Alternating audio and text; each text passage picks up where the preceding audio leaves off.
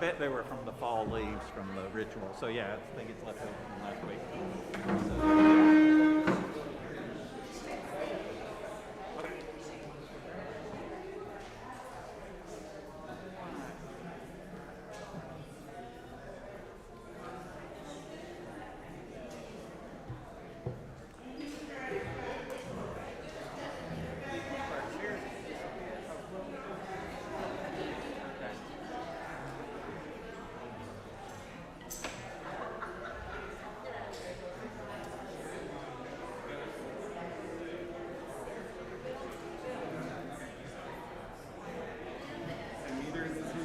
Okay, great.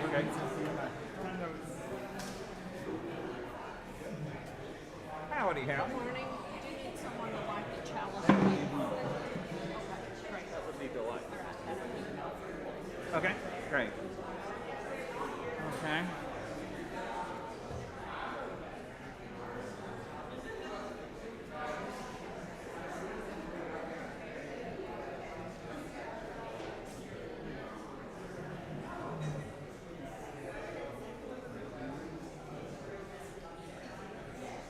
See what happens when I walk up.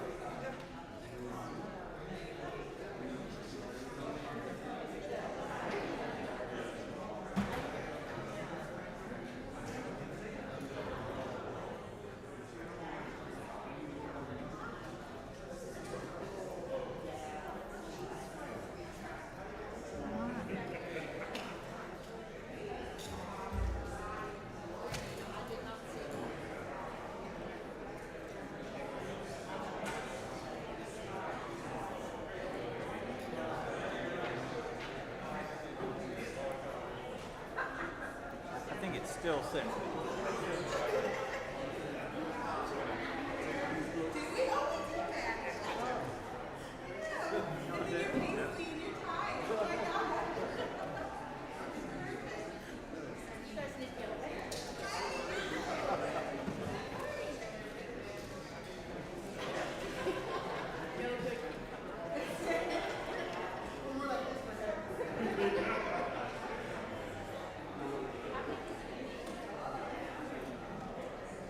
You said you wanted some coffee. Yes, I do. If you prefer it.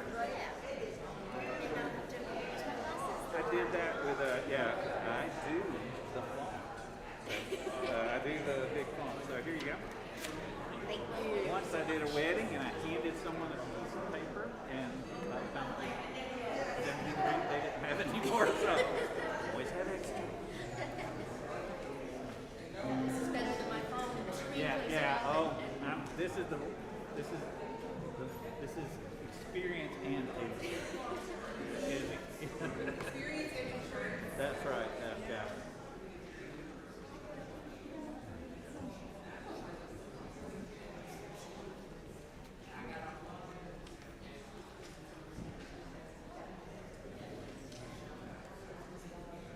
Howdy, Terry.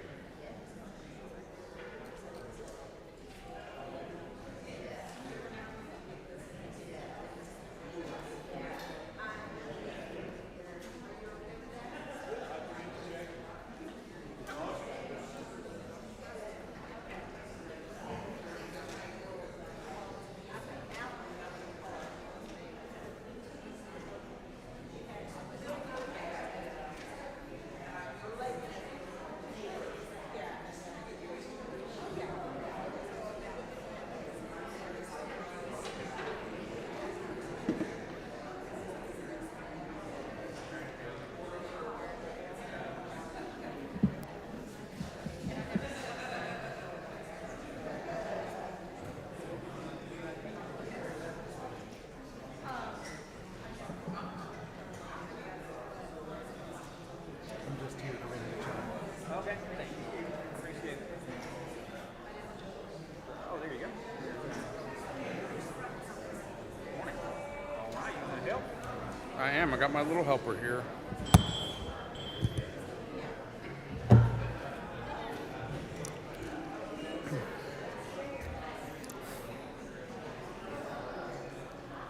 Good morning. My name is Ryan McBee, and I'm a member of the board of the Tennessee Valley Unitarian Universalist Church, and I would like to welcome you on behalf of the board and the program council.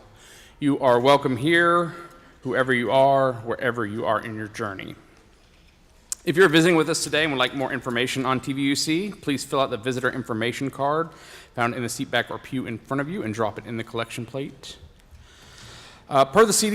Per the CDC, Knox County's risk level is low for COVID. There are no COVID restrictions in place, though masks and vaccines are encouraged. The Lizzie Crozier-French room is designated for remote viewing with masks required for all over the age of 2. You may also watch our services online, and the full COVID policy can be viewed at the TVUC website. Speaking of the COVID policy, the board wants your feedback on our masking policy in case Knox County returns to the medium level. We are currently at low and hopefully stay there. You can fill out that survey. There's a link on your order of service. There is a link that is posted in the chat if you are watching online, and Betty Bumgardner will be available in the fellowship hall after the service for anyone who needs help completing the survey. As we move forward, please remember that we are each other's keepers.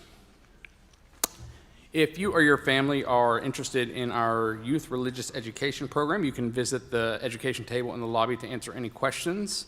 And of course, littles are welcome in the sanctuary, wiggles and all. We have an announcement, I think, from Diane Fox around the auction.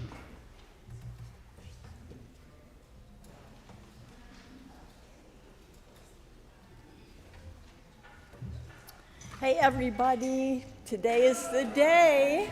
Today is the day. So we are really thrilled. I wrote things down this time. We are really thrilled about the wonderful donations that have come in so far.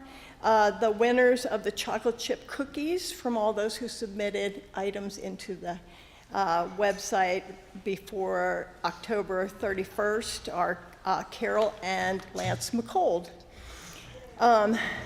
Today until midnight is the last day to donate to the auction and get your auction items into the catalog, which, I will read my text. This week the text will be edited and designed into a catalog to be in your hands before Thanksgiving, hopefully, and you can create your wish list from there. Bidding will begin December 1st. So actually getting fixed items is the day, December 1st, and go through December 3rd when we will have an in-person party.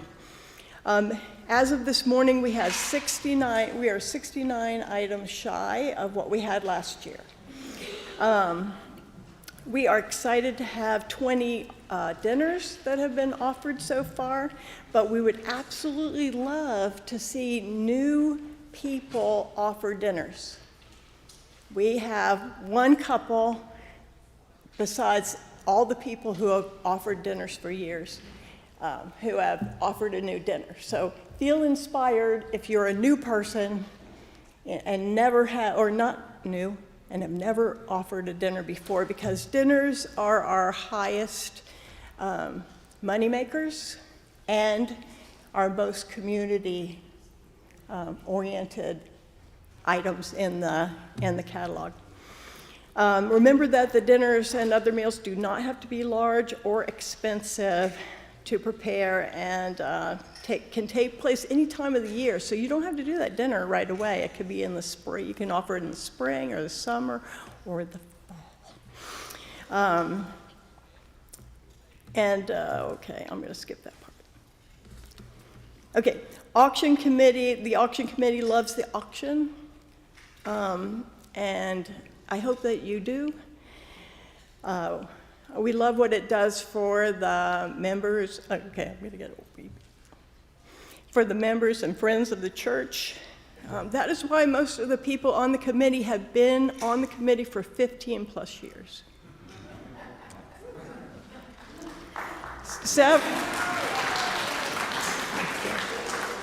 Several of us will be sitting out in the fellowship hall.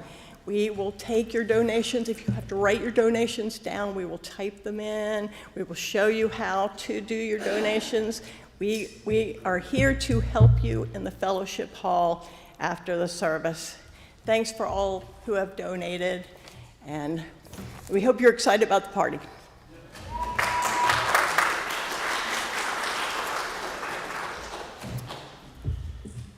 Members of the spiritual care team will have listening booths following the service today. If you have something you wish to discuss, please sit at one of the booths and let one of us lend a hand. You are also welcome to join us for coffee and conversations in the fellowship hall after the service. And now, as we enter into worship together, please silence your cell phones.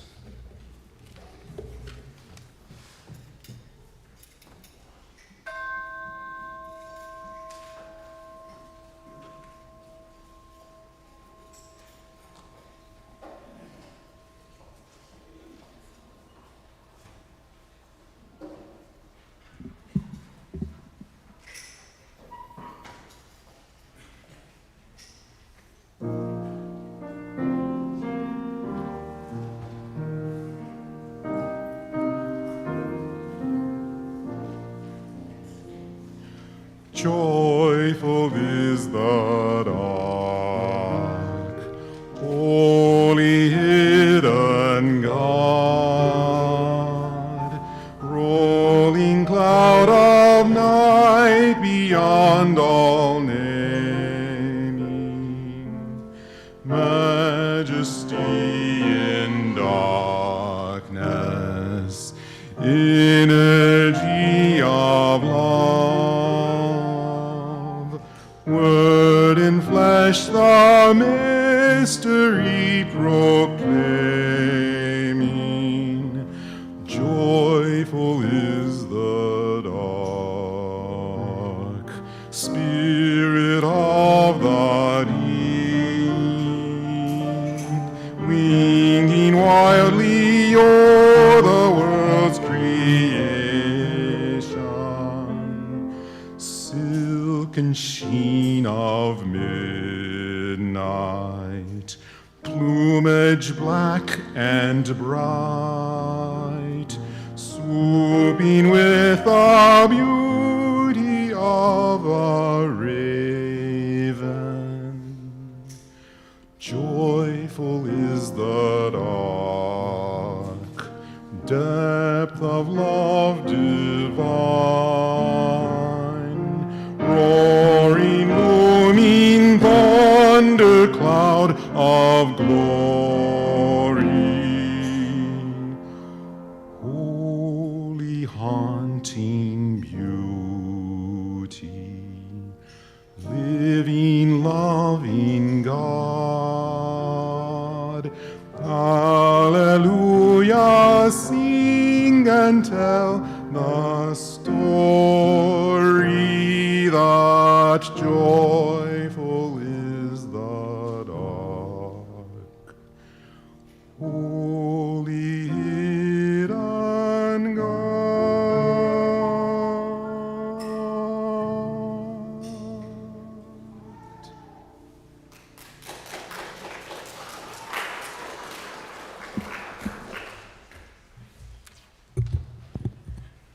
Wake Up by Christian Schmidt. Let us wake up, not just from the Sunday morning exhaustion, from the wish for a few more drowsy minutes in bed. Let us wake up to this world we live in, to its beauty and wonder, and also to its tragedy and pain. We must wake up to this reality that not in our world have what we do, however much or little that is. We must wake up to the idea that our wholeness, our lives, are only as complete as the lives of those around us, of those we are inextricably tied to in a great web of mutuality, of which all of us are a part. We must #stay woke. In the words of our friends and colleagues involved in the Black Lives Matter, working every day for racial justice in our country. Let us wake up. Let us stay awake. Let us #stay woke. And now, in this time and place, let us worship together.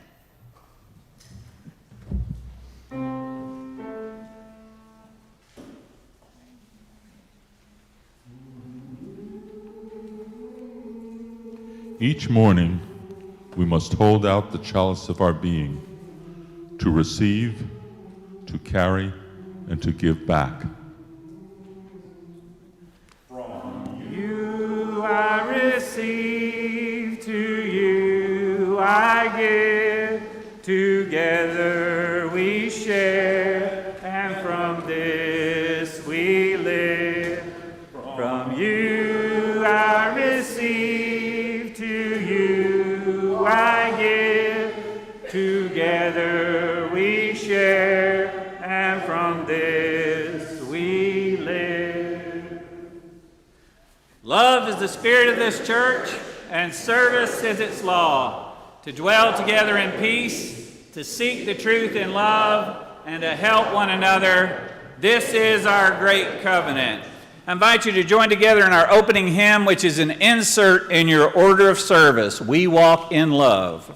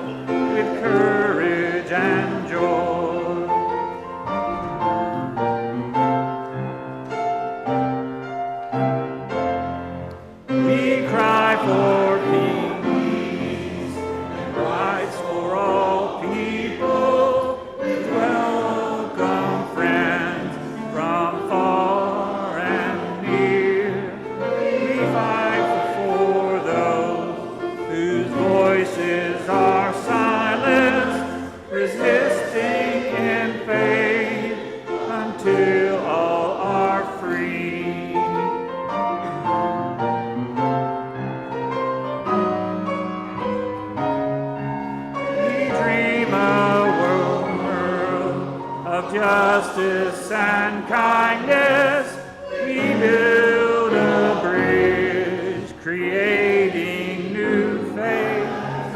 We march with joy as all walk together, bracing each other, we stand.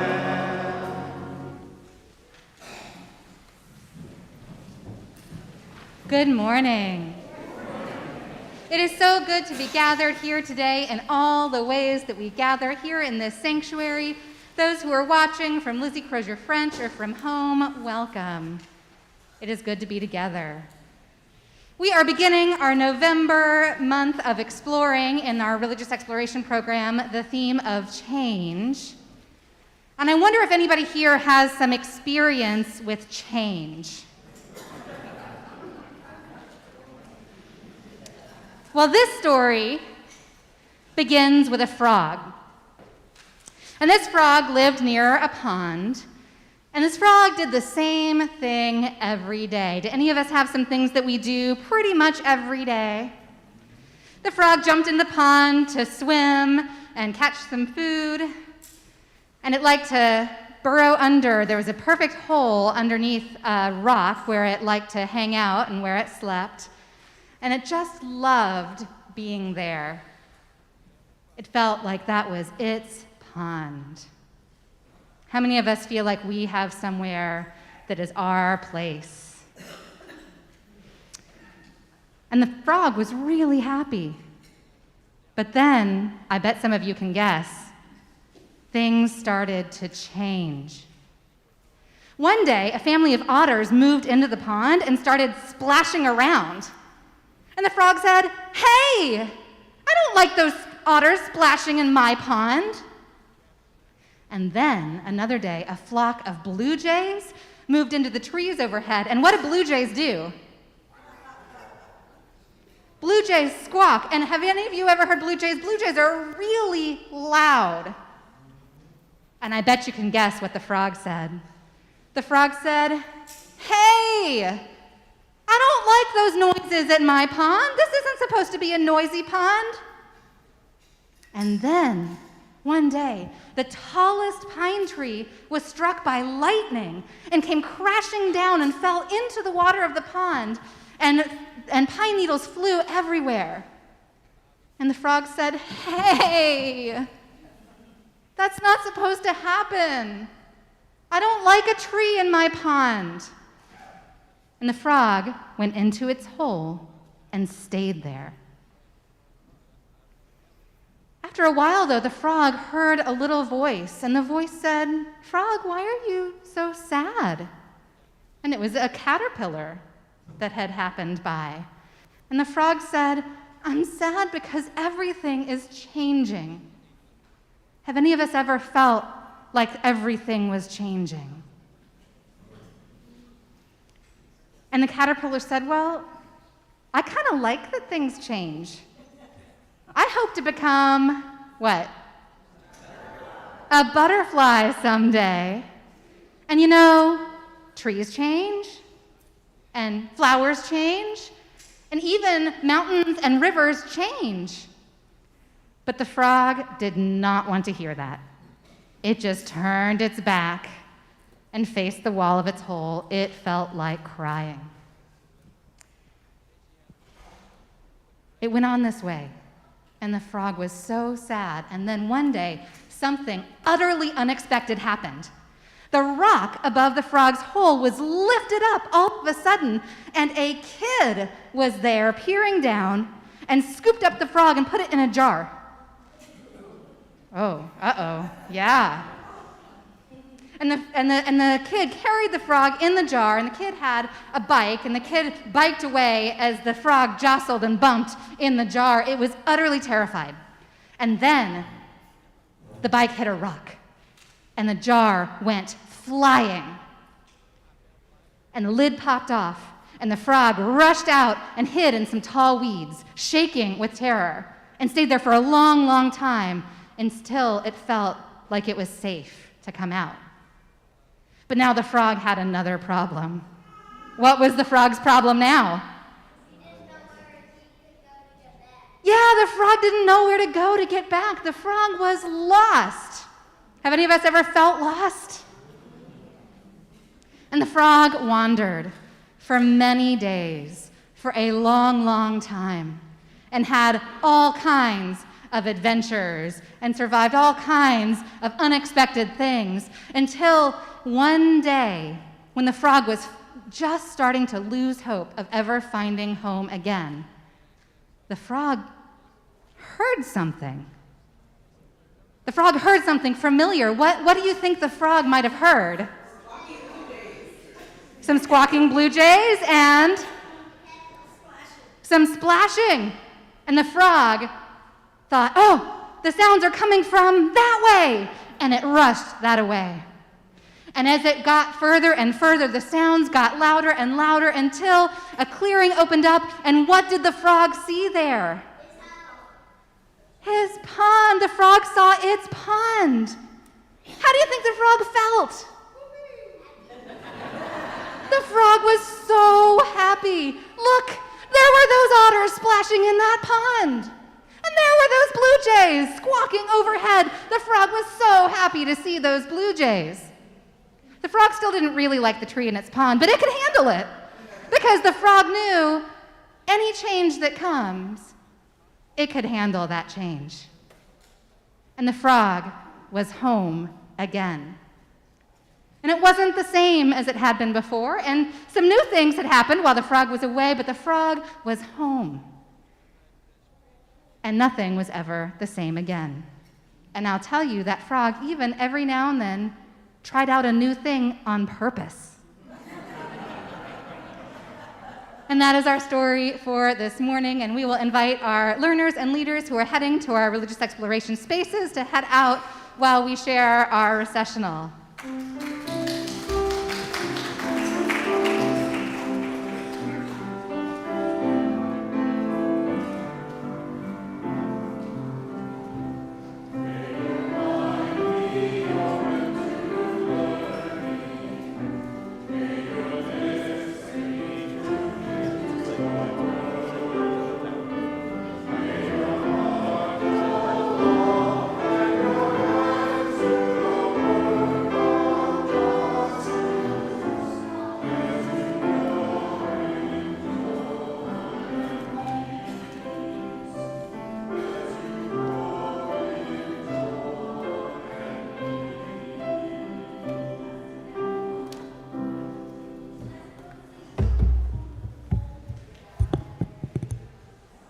Good morning. Please join me in responsive reading 593.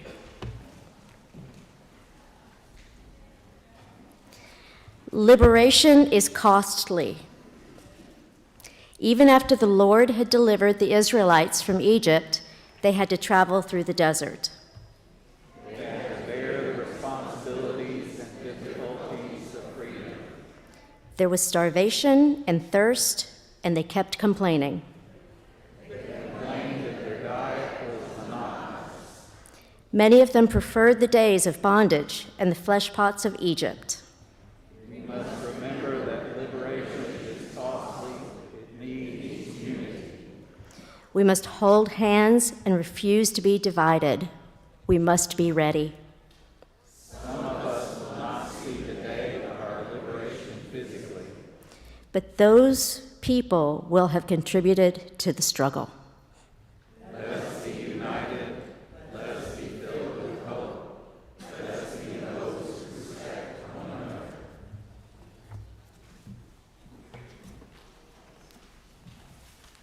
Although the order of service is otherwise, I invite you to remain seated for our next hymn, 104, When Israel Was in Egypt's Land.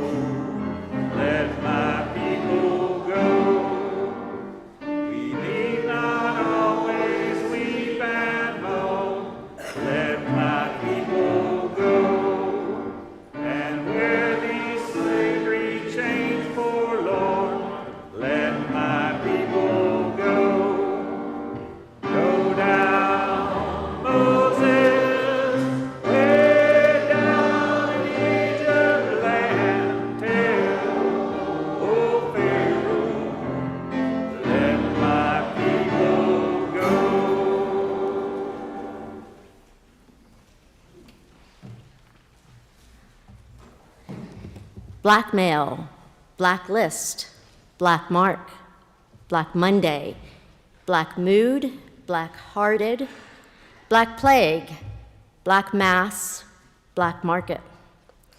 Good guys wear black, good guys wear white, bad guys wear black. But we're gonna change the narrative. We fear black cats and the dark continent, and it's okay to tell a white lie. Lily white hands are coveted. It's great to be pure as the driven snow. Angels and brides wear white. Devil's food cake is chocolate, and angel's food cake is white. We shape language and we are shaped by it. In our culture, white is esteemed. It is heavenly, sun-like, clean, pure, immaculate, innocent, and beautiful. At the same time, black is evil, wicked, gloomy, depressing, angry, and sullen. Ascribing negative and positive values to black and white enhances the institutionalization of this culture's racism. Let us acknowledge the negative connotations of whiteness. White things can be soft, vulnerable, pallid, and ashen. Light can be blinding, bleaching, enervating.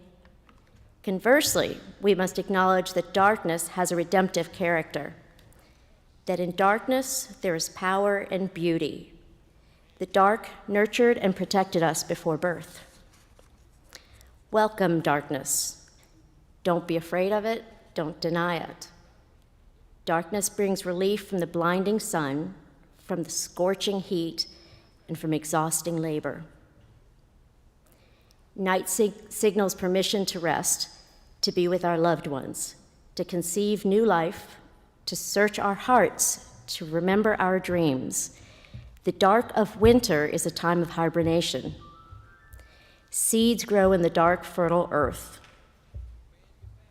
The words black and dark don't need to be destroyed or ignored, only balanced and reclaimed in their wholeness.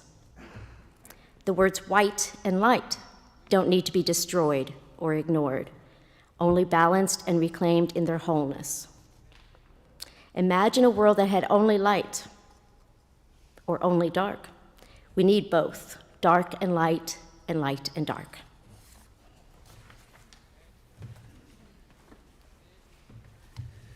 Let me invite you to close your eyes as we enter into a time of silent worship together, to go to that dark place which, like your room at night, allows you to rest, to go into that dark place like the soil where seeds regenerate. Let us enter into the darkness and silence together.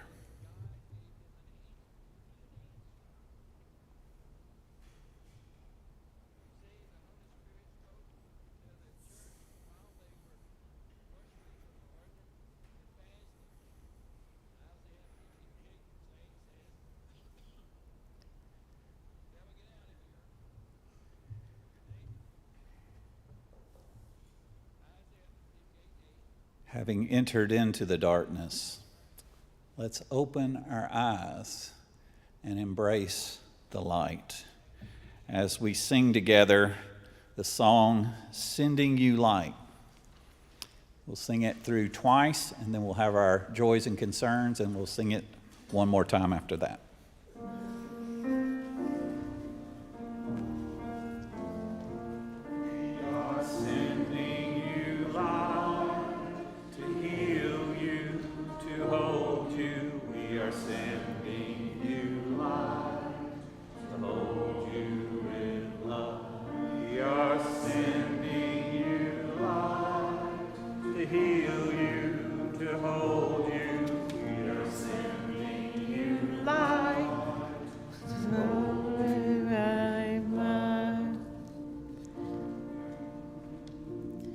Good morning, my name is Tina Becker. I'm a member of the spiritual care team. Nice to see you. Good morning. Today we are mindful of the anxiety that so often surfaces during election season. May we turn that anxiety into action by getting out to vote and helping others to vote. May we be the democracy we want to see in the world. Our thoughts are with Carol Villaverde, whose family has been struck by multiple traumas: the death of her mother's husband, a brother who has suffered a stroke, and a twin sister who is having a large tumor removed, but thankfully the tumor is not cancerous as originally feared. We are grateful for the circle of love and support being offered by members and friends of the church to Debbie Ellis and Elnora Williams, who are home recovering from recent hospitalizations. Our hearts go out to Kate Benson, who has been given a diagnosis of spondylolisthesis. Her treatment keeps her homebound much of the time, but she is enjoying watching our services online with others. We send compassion to A.B. and Denise Coleman, who are home recovering from COVID-19, with a few more days of quarantine to go. Today, we are grateful for everyone on our spiritual care team who are hosting listening booths in the hallways following today's service. Please stop by and sit a spell if you have something you would like to talk about and would appreciate a listening ear. All conversations are confidential. With these joys and concerns on our minds, those which are spoken and those which remain unspoken, let us send our love and light out into the world. Thank you.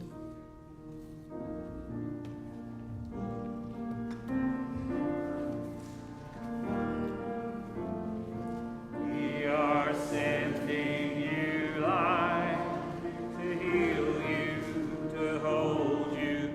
We are sending you light to hold you in love.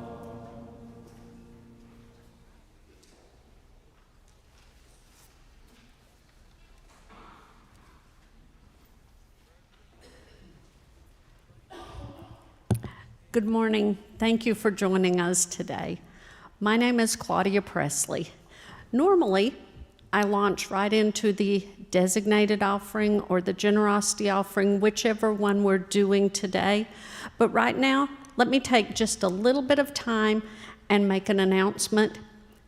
For those of you that enjoy being in the service or watching us online and actually hearing what's happening, we have a really urgent need. We are looking for sound operators. We can train you. There are opportunities to be paid for special events, but we desperately need people for Sunday morning. One of our team members has had to step back for a little while, so if that's something that you would be interested in doing, maybe you already know a little bit of how to do it, or you just really like to learn, please come and see me because, as I said, we want everyone to be able to hear what's going on both in the building and online. And now, today is a designated offering Sunday. The way that you can give to our organization, which today is the Volunteer Ministry Center Meals Program, is to give through the offering baskets, cash, checks.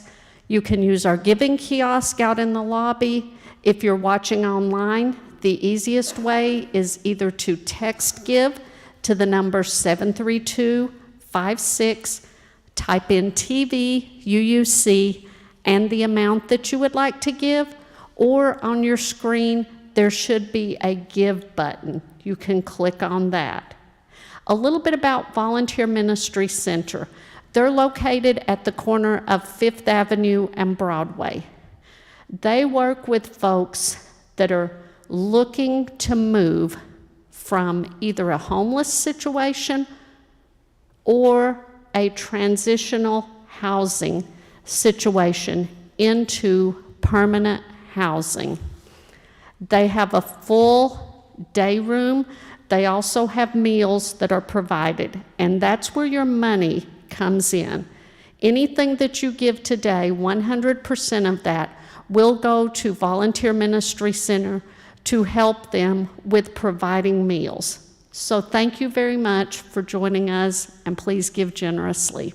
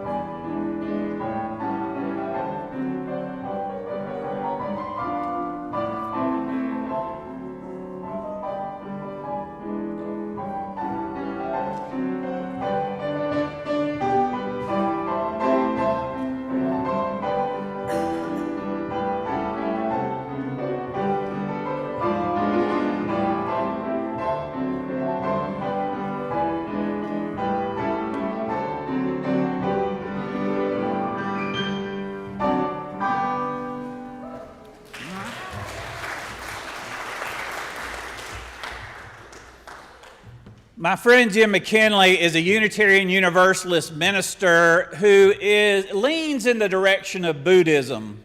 So he was surprised one day when he was driving down the road and he heard his young daughter say from the back seat of the car, "Daddy, I want to go to the church with Jesus." Well, Jim was trying to figure out what a good Unitarian Universalist dad would say under these circumstances, and he said, "You know, if we were to go to such a church, we wouldn't see Jesus himself. We would see the people who believe in Jesus and the people who follow Jesus and the people who practice what Jesus..." And while he was saying all these things, his daughter interrupted him and said, "Dad, I said I want to go to Chuck E. Cheese's."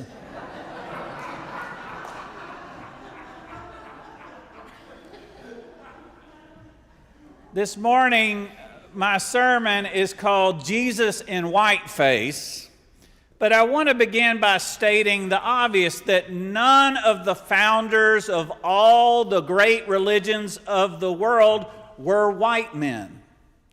Jesus was not a white man. The disciples were not white men. Lao Tzu was not a white man. Confucius was not a white man. Buddha was not a white man.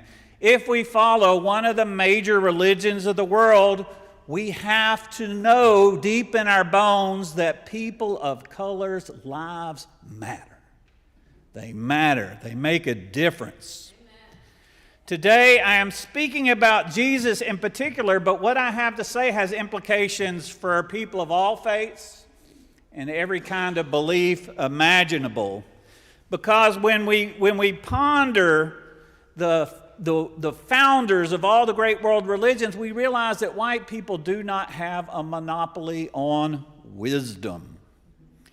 Indeed, many Native American leaders felt that white people, and still do feel, white people do not even understand the religion of Jesus.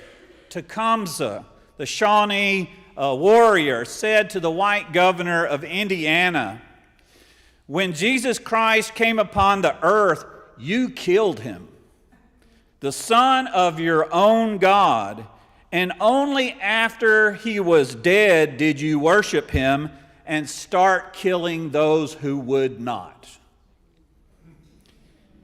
In the last century, Ohioesa, a medicine man from the West, declared that Jesus was more aligned with Native American values than white Christianity. After all, Jesus was a nomad. He had a nomadic life. He traveled from place to place. He did not accumulate possessions. He did not store up his treasures on earth. He put his emphasis on peacemaking and not war. He did not charge for his services. And when he gave a sermon, he did not build a church or a cathedral to do it. He gave a sermon on the mount, a sermon in the great outdoors on a mountaintop. Indeed, Native American leaders, historic and present, have observed that Christian missionaries often seem more interested in spreading the religion about Jesus than practicing the religion of Jesus. Now, Jesus was a first century Jew, a person of color. In recent times, physical anthropologists have tried to recreate images of what Jesus might look like, and they've taken the skeletal remains of first century Jews, and there's a couple of different versions of reconstructions of what Jesus might look like. Suffice it to say, he looks like someone who might not get through airport security without a check of some kind or a search. And yet the images of Jesus that pervade our culture are images of a white man. Since there is no physical description of Jesus in the Bible, we know that these images are efforts by white people to make Jesus in our own image. And there's a word for that. It's called idolatry. The feminist theologians tell us when our images of God are exclusively male, then men start acting like gods and start lording their power over women. Similarly, when our images are exclusively white, our images of God, then white people become gods and begin lording their power over all the other people of the earth. Now, Christians often accuse Hindus and people of the East of being idolatrous. And yet, if you go to India, you will see many images of God that are blue and green and non-human colors. In other words, when you look at the face of God, you will not necessarily see a white face. Transcendence, bigger than any one face. In the early part of the 20th century, many white singers would perform in blackface, including many people like Al Jolson, Bing Crosby, Fred Astaire, Frank Sinatra, and many more. Today, the practice of white people performing in blackface is universally condemned. It's universally acknowledged as offensive behavior. And yet we continue to lift up the image of Jesus in whiteface. The image of white Jesus is not only perpetuated by the church, it's perpetuated by the state. I can't tell you how many state-funded museums I've been to in this country and all around the world that are full of images of white Jesus and bereft of any other image. And this leads to absurdities. It leads to the absurdities like January 9th, when we have white Christian nationalists storming the Capitol to overthrow an election in the name of Jesus, who was not white, was not Christian, and was not American. Holy moly. The Unitarian Universalist Church, we have 7 principles, and every one of them is anti-racist. They cannot be used as a test for membership, but they are a statement of our values. They are not a creed. They are a reflection of our values. They are descriptive. In the Unitarian Universalist Church, we covenant together to affirm and promote the inherent worth and dignity of every person, justice, equity, and compassion in human relations, acceptance of one another, and encouragement to spiritual growth in our congregation, a free and responsible search for truth and meaning, the right of conscience and the use of democratic processes in our congregations, the goal of a world community with peace, liberty, and justice for all, respect for the interdependent web of existence of which we are a part, and our congregation has recently voted an 8th principle, journeying towards spiritual wholeness by working to build a diverse, multicultural, beloved community by our actions that accountably dismantle racism and other oppressions in ourselves and our institutions. And we're inviting people to reimagine what the work of the church would look like if we embrace these. You know, it's not that we don't feel them, but what can we do to put them into practice? And we've been brainstorming, and I'm going to participate in that brainstorming process. Other ideas might emerge in your own minds as I do a little brainstorming. What if our church art gallery was able to host a show called World Religions in Living Color and offer alternatives to white Jesus to our community?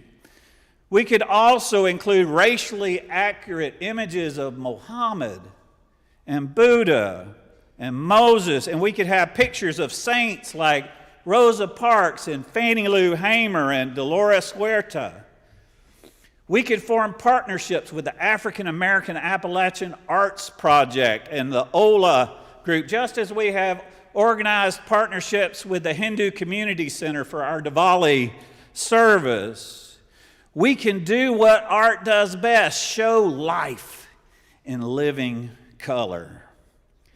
Now, I invite you to think about some aspect of the work of the church that you do, some aspect of the church that is closest to who you are. Maybe you're a Sunday school teacher or a youth group volunteer. Maybe you're a member of the choir. Maybe you're on the building and grounds committee. Maybe you're involved in our efforts to feed the hungry and house the homeless. Maybe you're an usher or a greeter, or you organize public forums and community events. Maybe you're a member of the board or the program council. Wherever you find yourself in the work of the church, now and always take time to close your eyes and enter into the darkness and find that regenerative place and imagine new possibilities. Wherever you find yourself in the work of the church, I want you to invite you to reimagine the work. And don't be afraid to let your imagination run wild. Let it go crazy. Let it go crazy. Maybe we can rename devil's food cake angel's food cake, and vice versa. Maybe we could create our own postmodern Western where the good guys wear black hats and the bad guys wear white hats and the Native Americans win in the end. Maybe we can find ways to celebrate the darkness of the womb that nurtured us before our painful birth into the light. The darkness that comes after a long, hard day's work and allows us to rest and regenerate. The darkness of the soil that nourishes the seeds in our community gardens. The darkness of winter that allows those seeds to germinate and blossom in the spring and feed the hungry of the world. These are just some imaginative ideas, but underlying them is a serious purpose. When the Reverend Duncan Teague was a ministerial intern here, he said to me and others, he said, being a person of color in the Unitarian Universalist tradition is like being a little bit of pepper in the salt shaker. Little bit of pepper in the salt shaker. At present, Reverend Teague is ministering to a church he founded himself in Atlanta, Abundant Love, which is intentionally trying to blend historic Unitarian Universalist traditions and historic black church traditions. His church meets within walking distance of Morehouse College, where Dr. King went to school. It's within walking distance of where Marion Wright Edelman, the founder of the Children's Defense Fund, Spelman College, went to school. It's within walking distance of Atlanta University, where Whitney Young, a Unitarian Universalist who was very active in the civil rights movement, was in the White House with Dr. King and others, where he taught social work. Indeed, the Department of Social Work at Atlanta University is named after a Unitarian Universalist. It's Whitney Young, Whitney Young School of Social Work. And there's a TVUC connection because Peter Sampson, a former minister of this church, did Whitney Young's memorial service. Sat between Jesse Jackson and George Bush Sr. on an airplane as part of that. Quite the story. In other words, Abundant Love is located in a place that will not only allow it to make a difference in Atlanta, but a difference in the world. People who study there go out all over the world. Trevor Noah of Comedy Central broadcasting from Atlanta, and he said, and take note, Unitarian Universalists, he said, Atlanta is to black people what Boston is to white people. Chew on that, Unitarian Universalists everywhere. In February, we're having Reverend Teague come to the church and do a program where we can learn what he's learned. It's an experiment, what he's trying. We can learn what he's learned and figure out what we can do to create the beloved community for people of all races here. Today, I am grateful for people who are working together toward this goal. I am grateful for the 8th Principle Committee that is organizing the workshop where Reverend Teague will guide us in some of his reflections, and the worship service also he will be preaching to us. I'm grateful to Ted Jones and Beauvais Lines for creating a slideshow that you see when you enter this building that includes pictures of the church's work in the civil rights movement, pictures of an integrated congregation in a segregated city in 1950, pictures of the Unitarian house where people of all races could meet together when other places banned such activity, pictures more recently of our 8th Principal Task Force surrounding Jametta Austin, the Reverend Jametta Austin, as she, on her last celebration of her ministry. And to be honest, the wheels of church move slow, but we need to get a picture of the Reverend Jametta Austin on the wall with all those white faces of white ministers from the past. Can I get an amen? Amen. Duncan Teague is right.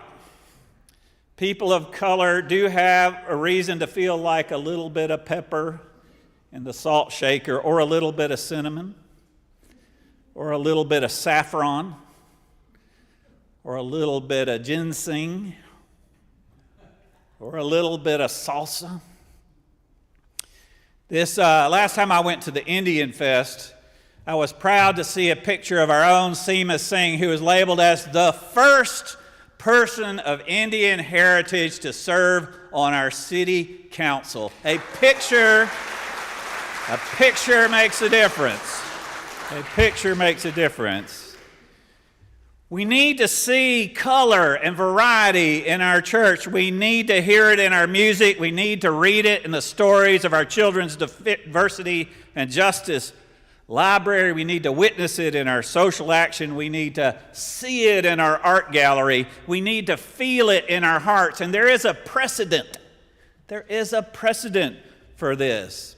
If you go to Sequoia Hills Library and you go to the desk, you will see a picture of Sequoia that was painted by a member of this church, Arlene Goff. And while the Sequoia neighborhood is by far predominantly white, Sequoia did not have a white face. And if you go to that library, you can see Arlene Goff's work. I encourage you to do that. Sequoia, who created the Cherokee syllabary, or sometimes called the alphabet. Whenever I see a picture of white Jesus, I think of what an Anglican bishop said of Mahatma Gandhi. He said the most Christ-like person in the 20th century was not a Christian. He was a Hindu. In other words, the most Christ-like man was an Indian. The most Christ-like man had brown skin. So let's build a church that appreciates the human family in all of our variety. Let's take Gandhi's words seriously. Let's be the change we want to see in the world. So be it.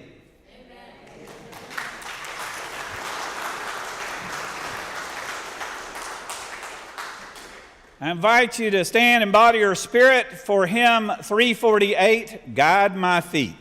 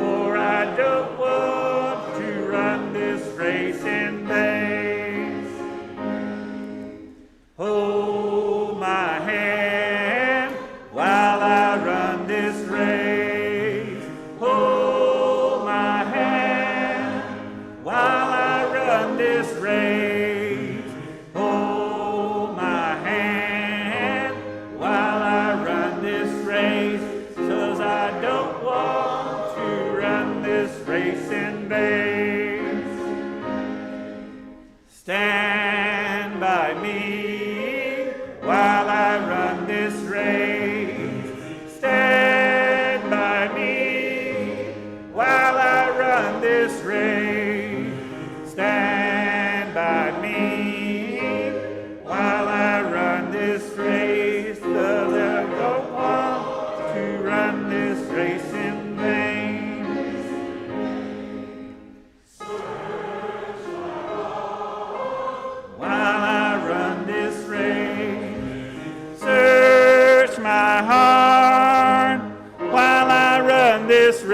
way.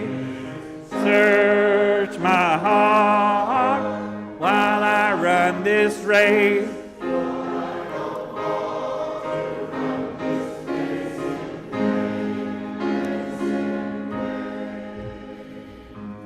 Over the years, I've had many different meals, and one of the things I've learned is sometimes it's a little bit of pepper that makes all the difference, or a little bit of cinnamon, or a little bit of saffron, or a little bit of ginseng. With that thought in mind, Prophetic Church, the world awaits your liberating ministry. Go forward in the power of love, proclaim the truth that makes us free.